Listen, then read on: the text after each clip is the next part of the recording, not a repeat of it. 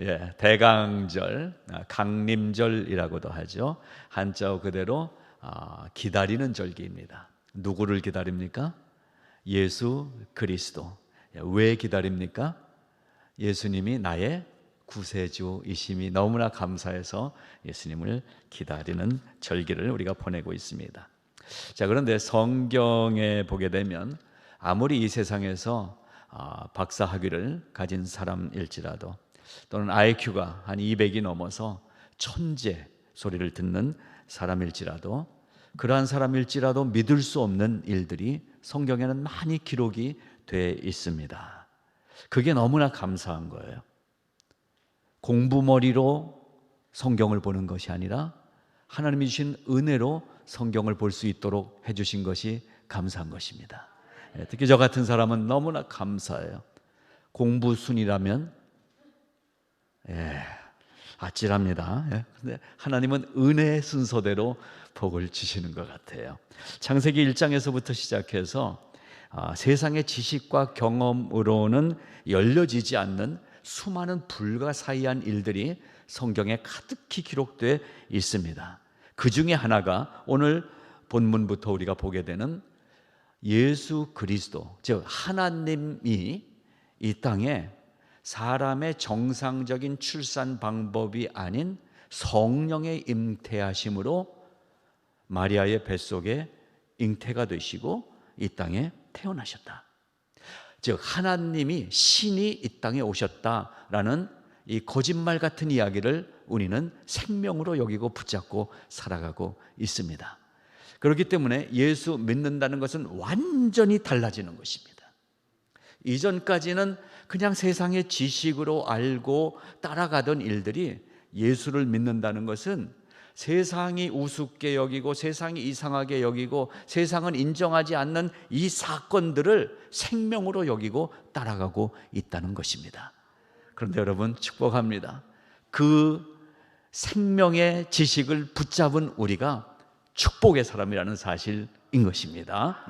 그래서 오늘도 이 말씀을 준비하면서 드린 저의 기도는 이런 것이었습니다. 오늘 하나님 말씀을 듣는 성도들의 마음, 그 마음 속에 있는 믿음을 강건하게 하여 주세요. 분석하고 이해하려는 마음보다 무조건 믿음으로 열려지는 믿음을 붙잡는 마음으로 채워주세요. 이렇게 기도했습니다.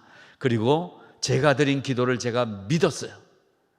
하나님이 오늘 우리에 있는 의심을, 내 마음속에 있는 걱정을, 그 내 마음속에 하나님에 대해서 좀 아직도 믿어지지 않는 부분들을 제거해 주시고 오늘 말씀을 통하여 완전한 믿음, 하나님은 내가 정말 하나님이 나의 생명이시다, 하나님이 내 인생을 만드시고 나를 주장하시고 나를 천국까지 인도해 주신다는 확신의 믿음의 자리가 되게 해 주실 줄로 믿습니다. 팀 켈러 목사님은 유명한 목사님이십니다. 이 시대에 그를 통해서, 설교를 통해서 많은 사람들에게 이 복음을 증거하고 있는 목사님이십니다. 그분이 쓴 책 중에 거짓 신들의 세상이라는 제목의 책이 있습니다. Counterfeit Gods, 하나님에 대해서 많은 사람들이 거짓 하나님들을 만들어가고 있는 이 시대, 물질을 하나님으로 만들어요, 자식을 하나님으로 만들어요, 내가 가진 권력을 하나님으로 만들어가고 있는 이 세상의 모습을 보여주면서 이 책 속에서 팀 켈러 목사님은 바른 믿음을 강조해주고 있습니다. 어제 이 책을 다시 꺼내들고 쭉 읽어나갔습니다. 그 첫 번째 장이 우상을 만드는 공장이라는 제목이에요. 거기서 이렇게 시작합니다. 2008년도 한 해 동안의 자살 사건들을 쭉 언급하고 있어요. 특별히 정치계, 경제계, 문화계 많은 그 분야들이 있지만 경제계, 즉 맘모니즘으로 살아가는 이 시대에 돈의 권력 앞에서 돈의 권력을 쥐고 살았던 사람들 중에 자살한 사람들의 이야기를 쭉 써내려가고 있습니다. 그러면서 이 책이 시작을 해요. 2008년 당시 미 연방 주택금융저당공사 최고 재무 책임자인 프레드 맥이 자기 집 지하실에서 목매 자살했다. 그 해에 미국 부동산 경매 분야의 탑 회사인 셀던 굿의 최고 경영자가 빨간색 제규어 승용차에서 권총 자살을 합니다. 유럽 왕족 가문의 자산 관리자인 버나드 메이도프라는 사람이 14억 달러의 고객 자산을 사기당한 후에 자신의 사무실에서 손목을 거서 자살했다는 거예요. 우리가 잘 아는 HSBC 은행의 덴마크 전체 책임자가 런던의 한 다리에서 500불짜리 잠옷 차림으로 목을 매서 자살했다. 자기 회사를 큰 회사에 합병해서 JP 모건 체이스에 합병한 이 사람이, 그 중에 한 간부가 합병하고 나서 자기 자리가 없어지고 수입이 없어지게 됐다. 그래서 약물을 복용하고 29층 사무실에서 뛰어내려 자살했다. 이러한 이야기를 첫 장에 2페이지에 걸쳐서 자살한 이 경제의 흐름을 쥐고 있는 사람들의 소식을 써내려 가기 시작합니다. 이러한 이 세상의 이야기를 팀 켈러 목사님이 소개를 하면서 이러한 우울한 이야기를 써내려가게 된 이유를 맨 마지막 에필로그에서 이렇게 마무리를 하고 있습니다. 역사 속에 수많은 사람들이 작은 두뇌 속에 아주 작은 부분만 사용하는 수준의 지식으로 하나님을 이해하려고 하고 있다. 그런데 골로새서를 보십시오. 이렇게 말씀합니다. 여러분의 생명이 그리스도와 함께 하나님 안에 감추어졌으니 위의 것을 생각하라. 하나님이 우리를 죄악에서 구하기 위해 어떤 대가를 치루었는지 알고서 고난을 감내한 하나님의 그 희생적인 사랑을 기뻐하기 시작할 때 나의 죄가 얼마나 사악한지를 깨닫게 된다. 하나님을 이해하려고 하지 말고 무능한 인간인 나의 호흡에 전능하신 하나님의 생명이 들어오셨음을 믿으시기 바랍니다. 라면서 이 책을 마무리하고 있습니다. 여러분, 많은 정치, 경제, 사회, 문화, 체육 분야 중에 오늘 제가 경제 분야의 이야기를 다룬 팀 켈러 목사의 이 글을 소개하는 이유가 있습니다. 우리가 살면서 가장 우리를 주장하는 게 돈이더라고요. 돈이에요. 돈이 있으면 마음이 평안해지더라고요. 여러분은 어떠신가요? 저는 지갑에 100불 있는 날 최고로 행복해요. 오늘부터 많은 분들이 제 지갑에 100불씩 넣어주면 저는 너무나 행복할 것 같아요. 그게 인간이더라고요. 위로받는 건 가만 보니까 저만 그런 게 아닌 걸 제가 알거든요. 여기 쭉 앉아 계시는 이어영 장로님, 김명식 장로님도 100불 드리면 되게 좋아하실 거예요. 우리가 그래요. 인간의 속성이 그렇다는 것을 이 수십억, 수백억을 손에 쥐 흔드는 경제 전문가들의 자살 소식을 얘기하면서 팀 켈러 목사님이 성경은 그러면 뭘 얘기하느냐? 여러분의 생명이 그리스도와 함께 하나님 안에 감추어져 있다라고 얘기하는 골로새서를 소개하고 있어요. 우리의 생명은 눈에 보이는 번듯한 제규어 자동차나 번듯한 집이나 뭔가 보여지는 외모가 아니라 하나님 안에 우리의 진짜 생명이 감추어져 있다라는 것입니다. 그러니까 우리는 하나님의 눈을 가져야 되는 거예요. 외모로 사람을 판단하지 말고 그의 중심을 보자라는 것입니다. 또한 그 눈으로 우리는 우리 자신을 먼저 봐야 돼요. 하나님은 우리의 외모를 아무리 치장해도 외모에 속아 넘어가는 분이 아니십니다. 우리는 다 몇십 년 전에 결혼할 때 외모에 속아서 하셨잖아요. 하나님은 우리의 외모에 속지 않으십니다. 마음 중심을 보시는 하나님, 그 눈을 우리가 가지라고 골로새서가 얘기하는 거예요. 감추어져 있어요. 하나님 안에 우리의 진짜 생명이. 그래서 우리는 어떻게 살아야 되느냐? 위의 것을 생각하며 살자라는 거예요. 우리 더 이상 늘 세상 사람들도 하는 돈 얘기로, 또 세상에 뭔가 즐거운 얘기로 인생을 채우지 말자라는 것입니다. 그래도 우리가 예수 믿는 사람이라면 저 하늘의 것을 얘기 나누는 관계들이 되시기를 바랍니다. 저 축복을, 저 영광을, 저 영원한 생명을 얘기하는 축복된 가정들이 되시기를 축복합니다. 자, 그렇습니다. 오늘 대강절 둘째 주일, 오늘도 계속해서 믿을 수 없는 방법으로 이 땅에 오신 예수님과 나와의 관계를 확인하면서 특별히 오늘은 두 인물을 살펴보려고, 좀 길지만 시므온과 안나 선지자의 이야기를 우리가 본문을 읽은 것입니다. 시므온과 안나라는 이 두 사람을 살펴볼 텐데요, 두 사람의 공통점이 있습니다. 경건한 기도자들이었다라는 것입니다. 경건한 기도자 두 사람의 이야기를 우리가 오늘 살펴보면서 이 대강절 기간에 하나님 앞에 하나님과 감히 관계를 맺고 살아가는 나의 현 존재의 위치를 즐겁게 확인하는 시간이 될 수 있기를 바라는 것입니다. 먼저 살펴볼 인물은 시므온이라는 사람이 우리가 살펴볼 사람입니다. 시므온이라는 사람은 25절에 있는 대로 예루살렘에 시므온이라 하는 사람이 있으니 이 사람은 의롭고 경건하여 이스라엘의 위로를 기다리는 자라 성령이 그 위에 계시니라. 자, 이 시므온이라는 뜻은요, 하나님께서 들으시다, 이러한 뜻을 가진 이름입니다. 하나님께서 들으시는 사람. 당시 유대인들에게 시므온이라는 이름은 근데 되게 흔한 이름이었대요. 철수와 영예, 그 당시에 그 흔한 이름인데 그 이름의 뜻은 이렇게 존귀했어요. 하나님께서 들으신다. 오늘 이 2장에서 시므온이라는 사람에 대해서 성경은 정말로 참된 그리스도인인 것을, 그러한 모습을 우리에게 보여주고 있습니다. 네 가지의 모습을 제가 정리했습니다. 첫째, 한번 따라해 보시겠습니다. 의롭고 경건한 삶을 살았다. 두 번째, 이스라엘의 위로를 기다리며 살았다. 세 번째, 성령의 감동을 따라 살았다. 네 번째, 찬양하며 살았다. 네.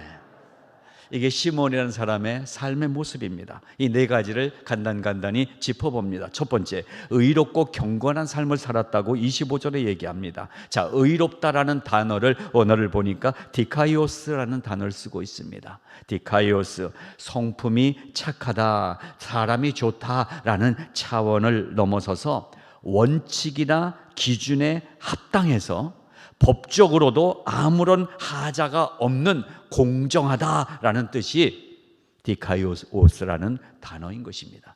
의롭다라는 단어의 뜻이 그거예요. 그러니까 우리가 이 시므온의 첫 번째 삶을 보면서 이 땅에 살아가는, 세상에서도 우리가 기준이 되는 삶을 살아야겠다라는 것을 발견하게 됩니다. 세상에 휩쓸려 살지 말고 내가 세상에서 기준이 되는 거예요. 왜? 내 안에 말씀이 있으니까. 이 세상 사람들과 살 때 누가 나를 인도하는 게 아니라 그리스도인인 내가 속한 그룹에서 인도자, 기준병이 되는 삶을 이 시므온이 보여주고 있는 것입니다. 즉 하나님의 기준에 합당한 생활을 하는 시므온을 통해서 우리도 하나님의 기준으로 이 땅을 살자라는 것입니다. 그 기준을 한마디로 말씀드리면 인본주의를 버리고 신본주의로 내 인생을 결정하자라는 것입니다. 즉 더 쉽게 말씀드리면 하나님은 어떻게 보실까? 이 생각으로 지금 만나는 사람과 지금 내가 처한 환경을 바라보라는 것입니다. 이 가운데 이렇게 됐을 때 하나님은 어떻게 하실까? 하나님은 무슨 얘기를 해주실까? 이것을 생각하는 사람이 신본주의 정신으로 사는 사람인 것입니다. 또한 이 시므온은 의롭고 두 번째로 경건하다고 그랬어요.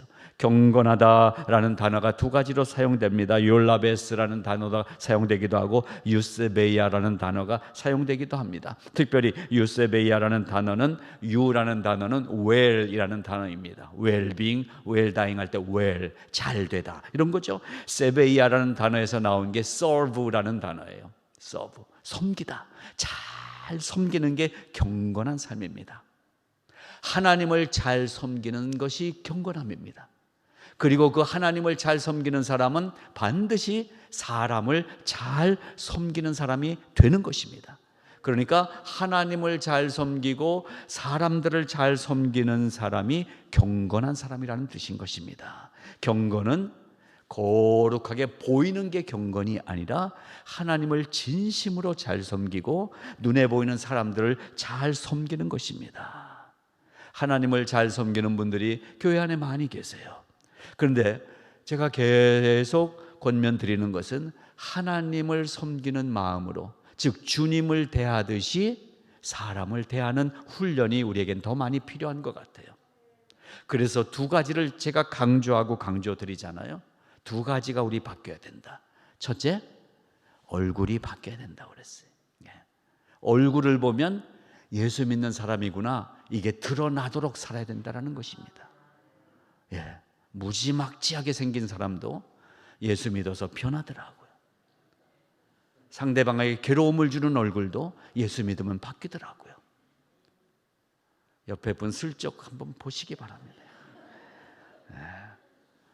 그 얼굴 속에 내 얼굴이 있을 거예요. 여러분. 얼굴이 바뀌어야 됩니다. 두 번째 바뀌어야 되는 게 언어입니다. 언어. 제가 출신이 언어운사잖아요. 언어운사. 영어로 아나운서인데 한자로 제가 바꿔보니까 언어운사. 언어를 운전하는 기사잖아요.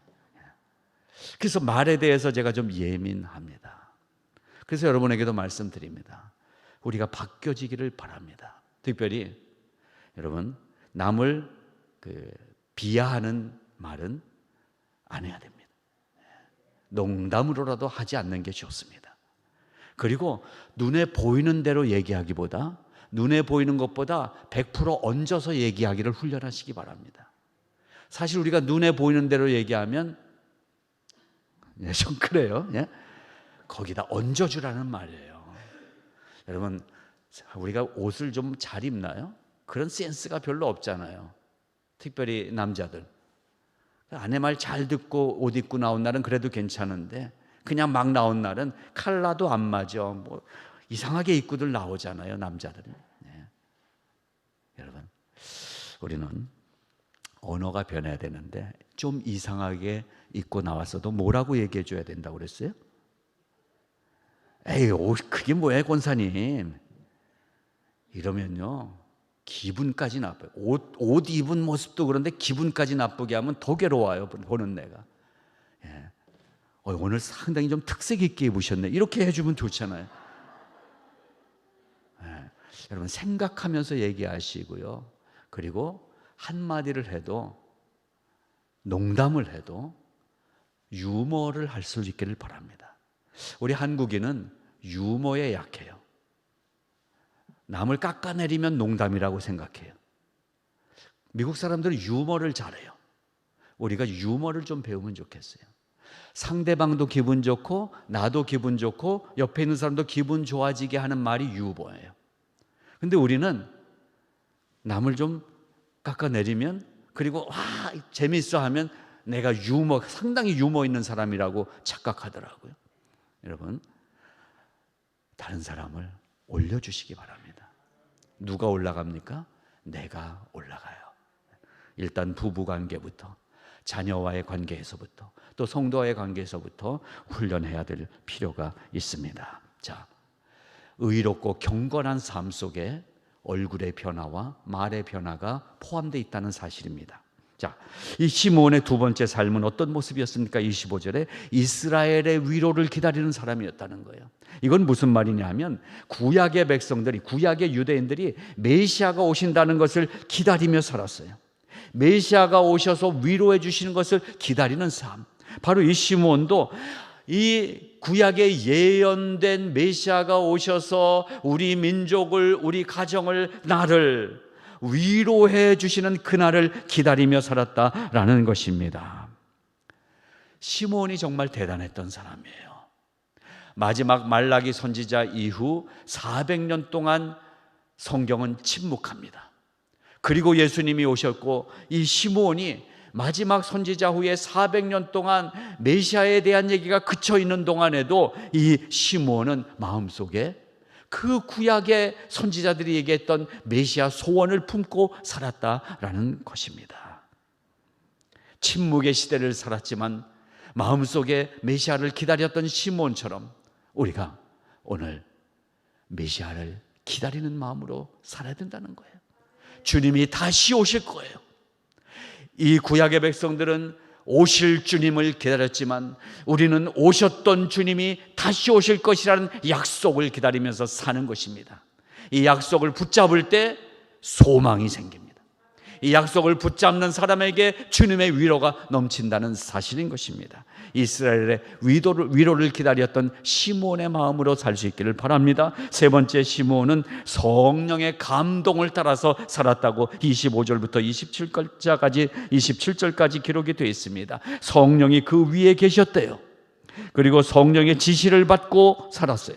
성령의 감동으로 살았대요. 이 세 가지 모습을 보면서 우리도 기도하는 것입니다. 성령이여 함께하여 주시옵소서. 성령의 임재하심을 구하며 사는 거예요. 그리고 성령의 지시를 받았다는 것은 하나님의 가르침대로 살았다는 것입니다. 그리고 성령의 감동으로 성전에 들어갔다라고 했는데 성령의 지배를 받으면서 사는 거예요. 어디를 가도 내 마음대로 결정해서 가는 것이 아니라 성령의 인도하심, 그것이 성령의 다스려 주심인 것입니다. 시므온은 성령의 감동을 따라서 성령의 임재하심과 성령의 가르치심과 성령의 다스리심 가운데 살았다라는 것입니다. 여러분, 성령님은 우리와 함께하기를 원하십니다. 내 마음대로 내 생각대로 사는 삶을 버리고 성령의 인도하심을 구하며 사시기를 바랍니다. 그 시므온이 마지막 30절부터 보니까 찬송하며 살고 있었어요. 찬송의 첫 번째 뜻은 찬양입니다. CCM을 통해서 우리가 하나님의 위로를 구하는 복음성가들도 있지만 찬송의 첫 번째 의미는 찬양입니다. 하나님을 자랑하는 것입니다. 할랄, 하나님의 이름을 높이는 것입니다. 우리가 그 찬양하는 시므온을 봅니다. 만민 앞에 예비하신 주의 구원이신 메시아를 내가 보나이다. 그분은 이방을 비추는 빛이요 주의 백성 이스라엘의 영광이니이다. 이렇게 찬양하고 있습니다. 여러분, 찬양하시기 바랍니다. 하나님을 높이시기 바랍니다. 그래서 아주 단순한 찬양이지만 좋으신 하나님, 좋으신 하나님, 참 좋으신 나의 하나님. 이 찬양입니다. 시몬이 이 네 가지의 삶을 우리에게 가르쳐 줬어요. 의롭고 경건한 삶, 이스라엘의 위로를 기다리며 사는 삶, 성령의 감동을 따라 사는 삶, 찬양하는 삶. 이 시몬에게서 우리가 첫 번째로 배웁니다. 자, 이어서 안나라는 선지자가 등장합니다. 히브리식으로는 한나라고 부르고요, 또 우리말로 이제 해나라고도 부르고, 한나, 바로 그 한나, 이 같은 이름입니다. 안나 선지자 84세라고 얘기했어요. 성경을 제가 이렇게 보다 보니까 이 부분을 어떤 신학자는 안나의 나이를 다시 계산했더라고요. 보니까는 과부가 된 지 84년, 그리고 결혼을 한 그 당시에 13살쯤에 하던 시대니까 거기다가 그렇게 더하고, 그 다음에 결혼한 후에 7년 있다가 남편이 죽었다. 그러니까 더하고 나니까 한 104세쯤 될 거다라고 계산한 분이 있는데, 제가 가만 보니까 37절 보니까요, 과부가 되고 84세가 되었더라, 이렇게 돼 있어요. 아까 해석한 분이 조금 잘못 이해한 것 같아요. 과부가 되고 나서 84년을 살았다가 아니라 성경대로 보니까 과부가 됐고 그리고 지금 나이가 84세다라는 거예요. 그러니까 성경을 너무 자꾸 들여다보다가 이상하게 해석이 하면 안 됩니다. 그러니까 84세 정도가 되신 이 안나 할머니가 선지자로 살았던 거예요. 이 안나를 통해서 몇 가지를 살펴보니까요, 이러한 특징을 가진 선지자였어요. 첫 번째요, 인생의 고통을 아는 사람이었어요. 인생의 고통을 아는 사람. 그리고 혼자 살았어요. 근데 혼자 살면서 세상의 기쁨을 두지 않고 성전의 기쁨을 두고 성전을 떠나지 않았대요.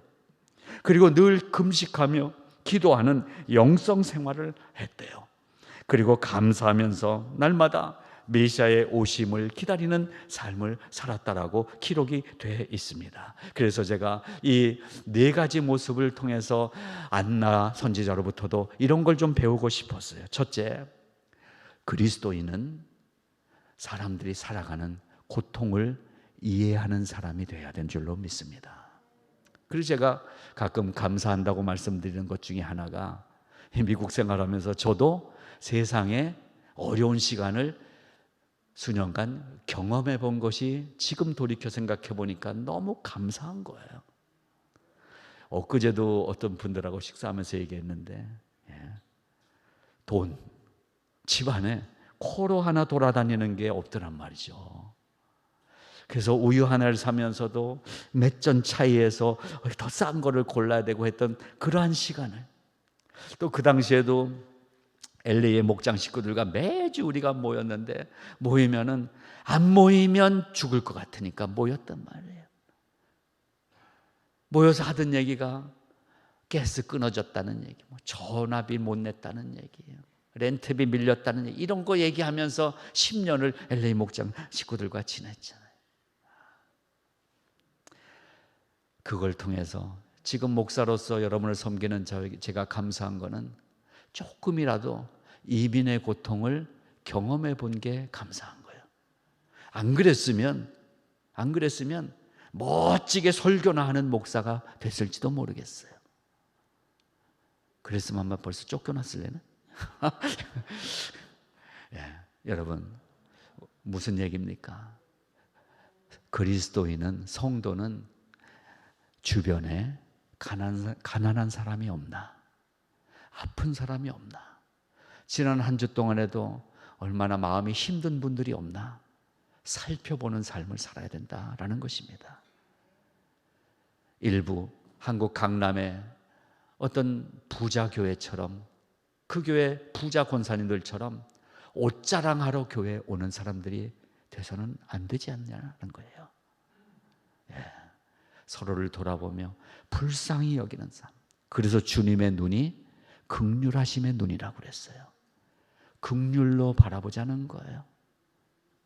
그래서 어제는 이 찬양이 막 생각이 나더라고요. 543장의 찬양, 여러분 가사 기억나시죠? 어려운 일 당할 때 나의 믿음 적으나 의지하는 내 주를 더욱 의지합니다. 성령께서 내 마음 밝히 비춰주시니 인도하심 따라서 주만 의지합니다.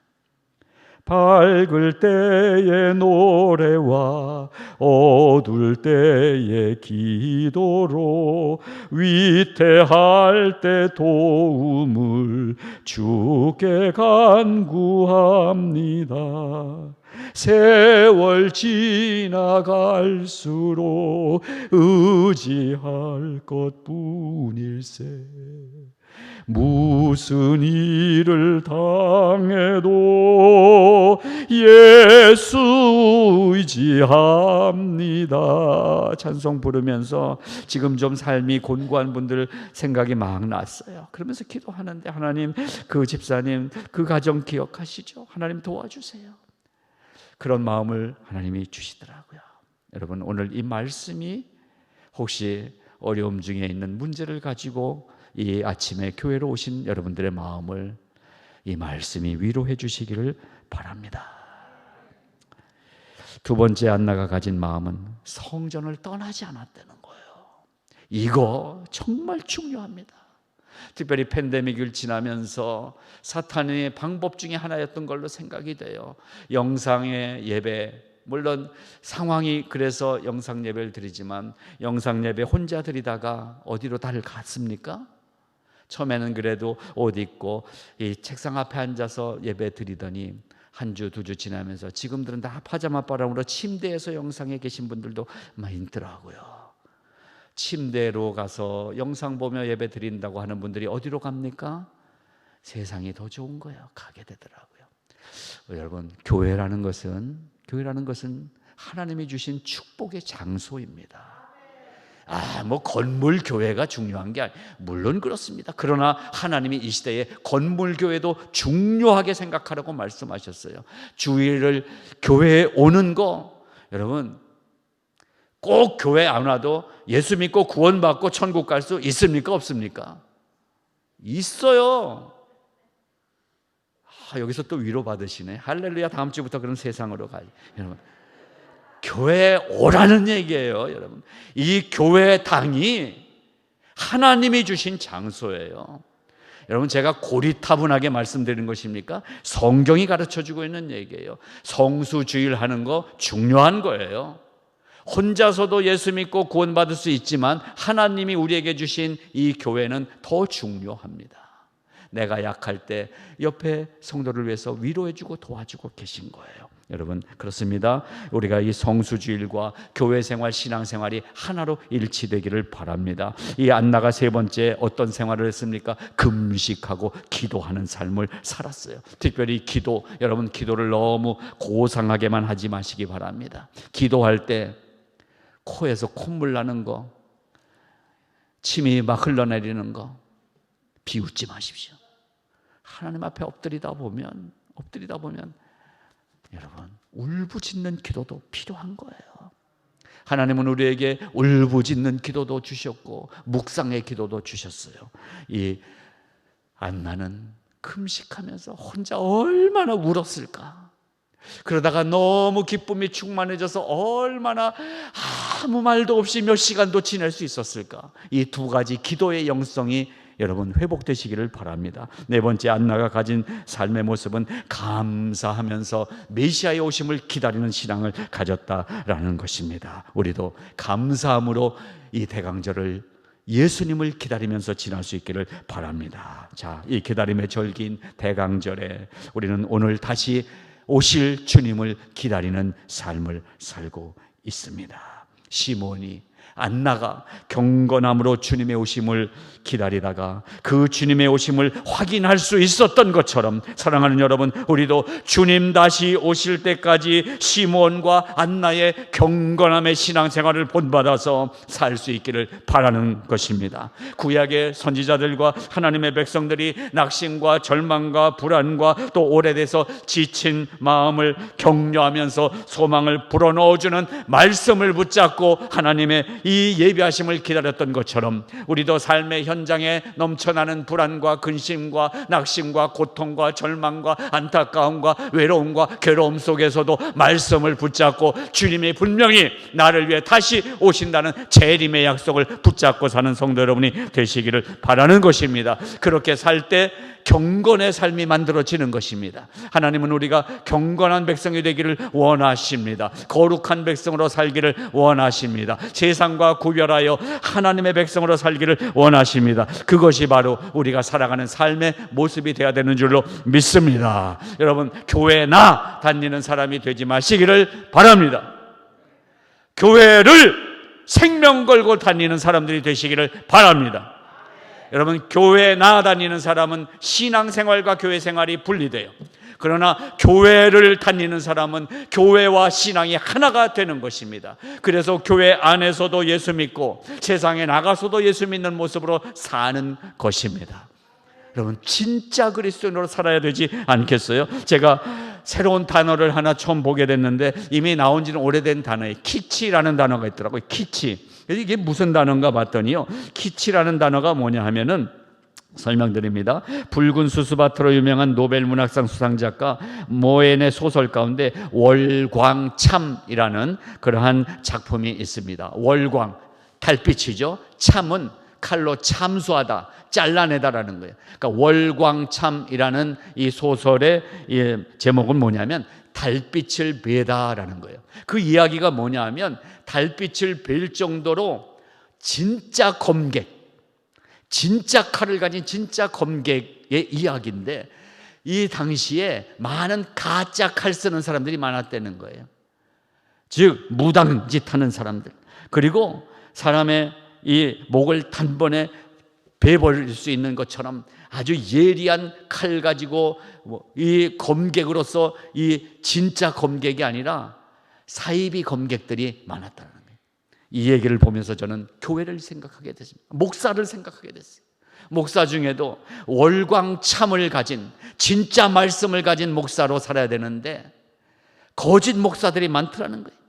성도들 중에도 진짜 복음을 가진 성도가 되어야 되는데 대충 들은 얘기 가지고 교회에 다니는 교인들이 있더라는 거예요. 이 소설이 그래서 거기서 찾아낸 단어가 키치라는 단어예요. 이 키치라는 단어가 뭐냐면 바로 그런 거예요. 진짜 월광참을 가진 진짜 검객이 아니라 비슷한 칼 가지고 동네에서 조폭처럼 지내는 그런 놈들이 키치 검객이라는 거예요. 진짜가 아닌,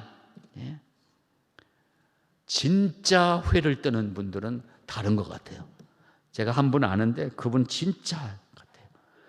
근데 이 동네 가디나이 쪽에 진짜이 없는 것 같아요. 여러분, 우리에게 말씀의 칼을 하나님이 주셨습니다. 키치 그리스도인들이 되지 말자는 얘기예요. 진짜 그리스도인이 되자는 거예요. 진짜 검객이 칼만 쥐고서도 달빛을 잘라낼 수 있는 그러한 놀라운 일을 행하는 것처럼 진짜 말씀을 가질 때 이 말씀이 우리의 생명을 살리고 우리를 공격해오는 사탄을 베어버릴 수 있는 강력한 무기가 된다는 것을 생각해 보게 됐습니다. 여러분, 올해 성탄을 준비하면서 저는 제 안에 숨어있는 이 위선과 제 안에 여러분들이 모르는 자만과 교만과 그 때로 나태함과 요령 피우기, 또 덜 익은 모습, 야트막한 묵상, 이러한 것들을 월광참으로 잘라내 버리려고 결심했습니다. 여러분이 갖고 계신 말씀은 월광참과 같은 진짜 말씀입니다. 여러분의 말씀으로 여러분 속에 있는 거짓된 것들을 함께 잘라내는 이 대강절의 기간이 되기를 바라는 것입니다.